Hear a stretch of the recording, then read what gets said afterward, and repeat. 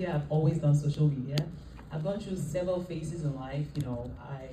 I lost weight when I thought it was never possible. I was one of those people back then. I thought I have big bones. We're all big in our house. So when that happened, I was like, whoa. So I shared, and it just started from there. That was like over a decade ago.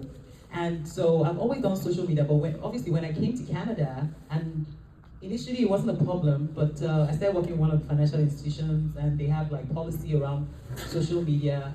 Initially, I got overly excited, but thankfully I have people in my community that will call me out. Like, I have people that are security people from work, and I do stuff, they'll just say, Tayo, why are you doing this? Don't you read the policy? I'm like, oh, thanks, and I'll take it off. But as the reason where I've been there now for 3 years, I know what is right and what is wrong.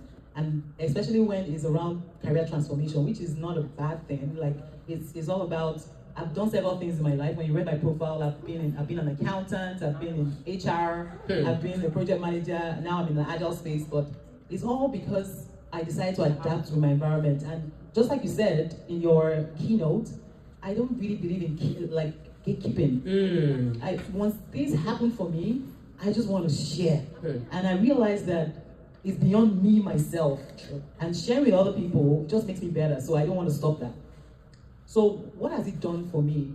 You come to Canada, they talk about networking and building a brand. What are you known for? You've been known for something. They talk about what do people say about you in rooms that you are not. And I realized that if you are able to tell your own story, because people can only take it from where you stop.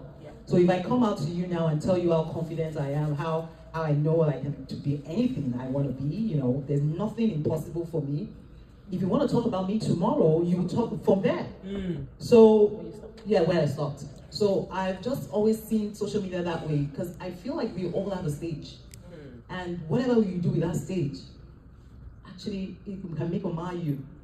Sometimes I see on social media, people are careless with their brand, and I'm so disappointed, especially people that you know. And you think about how much that brand can tell about them, but they just don't understand what they can do with the stage that they have.